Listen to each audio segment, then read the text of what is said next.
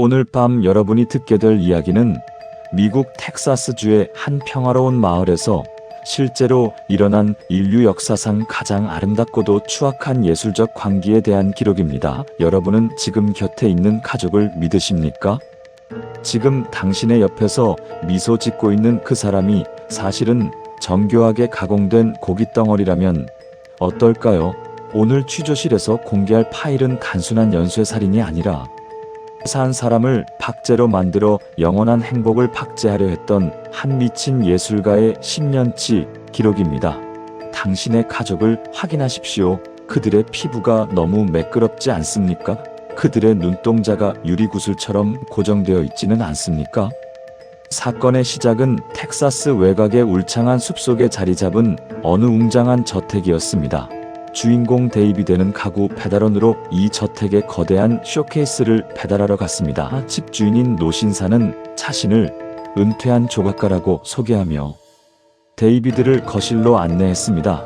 그곳에는 5명의 가족이 식탁에 앉아 식사를 하고 있었습니다. 그들은 완벽했습니다.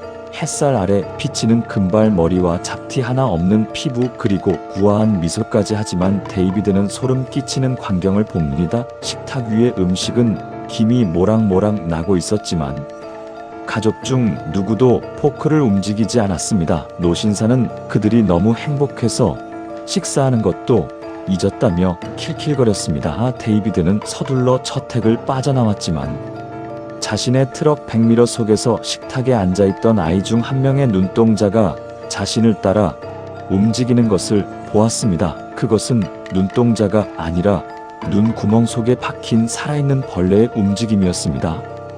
이후 데이비드는 매일 밤 자신의 집 창문 밖에서 누군가 지켜보는 소리를 듣습니다.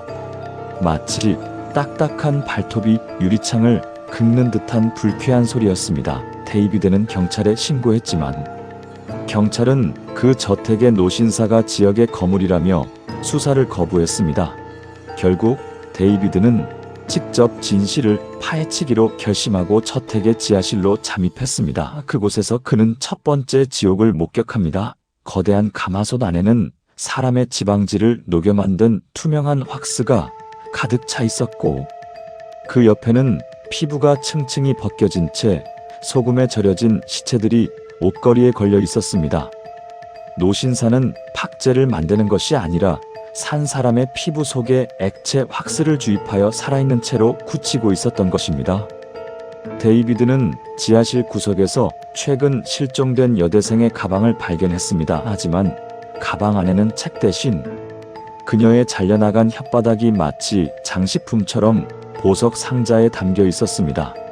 노신사는 그녀의 목소리가 너무 아름다워 박제의 부품으로 쓰기에는 아깝다며 혐한을 따로 보관한 것이었습니다. 더 끔찍한 것은 그 보석 상자에서 여전히 미세한 진동이 느껴졌다는 점입니다. 혀는 잘린 상태에서도 노신사가 설치한 전기 자극기에 의해 영원히 비명을 지르는 듯한 경련을 반복하고 있었습니다.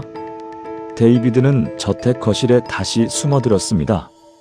낮에 보았던 완벽한 소년에게 다가가 손을 대는 순간 소년의 입술 사이로 누런 고름이 쏟아져 나왔습니다. 소년의 몸속은 이미 장기가 모두 적출되고 대신 향기가 나는 라벤더 꽃잎과 방부제로 가득 채워져 있었습니다. 하지만 소년의 신경계는 살아있었습니다. 노신사는 소년의 척추에 얇은 피아노 선을 연결하여 지하실의 오르골과 연결해 두었습니다.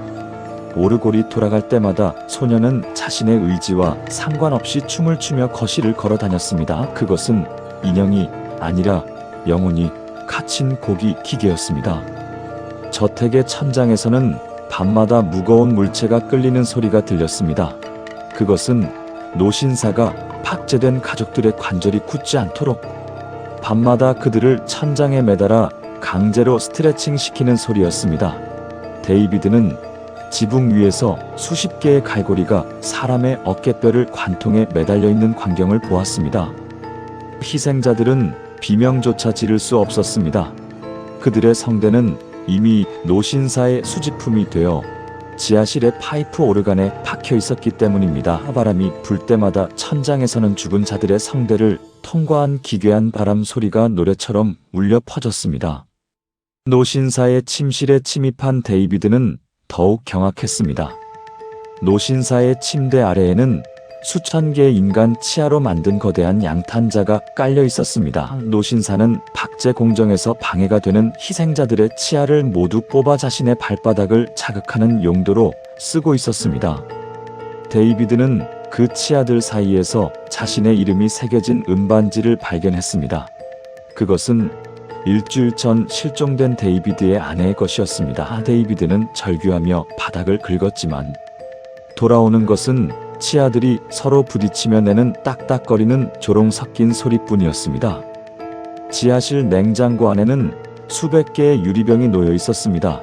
병마다 날짜와 이름이 적혀 있었는데 그 안에는 신선한 인간의 안구들이 식염수 속에 담겨 데이비드를 응시하고 있었습니다. 노신사는 팍제된 인형들에게 생명력을 불어넣기 위해 매달 신선한 안구로 교체 작업을 했습니다. 데이비드는 방금 뽑힌 듯 피가 섞인 안구 하나가 자신의 아내의 눈동자와 똑같은 푸른색임을 확인하고 정신이 완전히 붕괴되었습니다. 노신사는 어느새 뒤에서 나타나 데이비드의 귀에 속삭였습니다. 걱정 마, 자네 아내는 이제 우리 가족의 가장 아름다운 엄마가 될 거니까. 노신사의 욕실에는 붉은 액체가 가득한 욕조가 있었습니다. 그것은 희생자들의 혈액을 모아 일정한 온도로 데운 피의 목욕물이었습니다. 박제된 가죽이 딱딱하게 마르는 것을 방지하기 위해 노신사는 매일 밤 박제 인형들을 이 피의 욕조에 담갔습니다. 데이비드는 욕조 옆에서 자신의 가죽을 어떻게 벗길지 상세히 기록된 인피 수첩을 발견했습니다. 수첩의 종이는 사람의 등 가죽을 얇게 펴서 만든 것이었으며 그 위에는 데이비드의 신체 치수가 붉은 잉크로 정교하게 그려져 있었습니다. 데이비드는 의자에 묶인 채 지옥의 쇼를 관람해야 했습니다. 새벽 2시 44분 저택의 모든 박제 인형들이 오르골 소리에 맞춰 일제히 일어났습니다. 그들은 기괴하게 꺾인 관절을 맞추며 데이비드 주위를 돌며 춤을 추었습니다. 노신사는 데이비드의 눈앞에서 그의 아내였던 박제 인형의 가슴을 갈라 그 안에 데이비드의 심장을 넣을 자리를 보여주었습니다. 아내의 얼굴은 고정된 미소를 짓고 있었지만 눈에서는 팍스와 섞인 투명한 눈물이 계속해서 흘러내리고 있었습니다. 특수기동대가 저택을 덮쳤을 때 저택의 벽 속에서는 믿을 수 없는 것이 발견되었습니다. 벽 전체가 사람의 두개골을 벽돌처럼 쌓아 만들어져 있었던 것입니다. 두개골들은 모두 살아있을 때 가두어진 듯 안쪽에서 벽을 손톱으로 긁은 자국이 선명했습니다.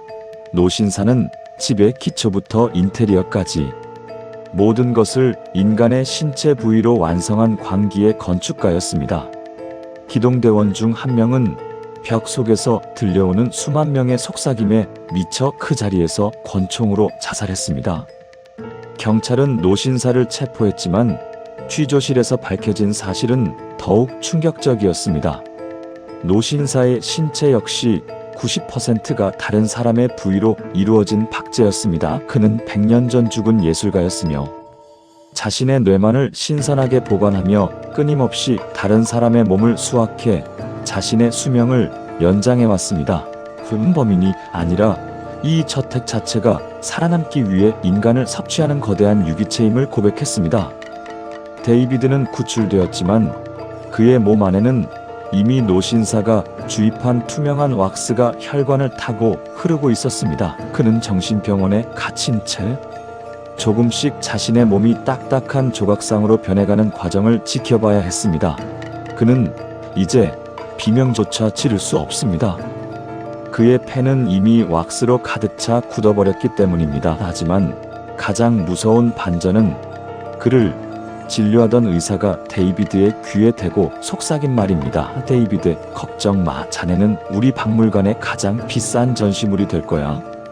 이 사건의 전모와 현장에서 발견된 인피 수첩의 기괴한 필적은 영상 하단 더보기란의 링크에 기록되어 있습니다. 직접 확인하시되 감당할 수 있는 분들만 클릭하시기 바랍니다.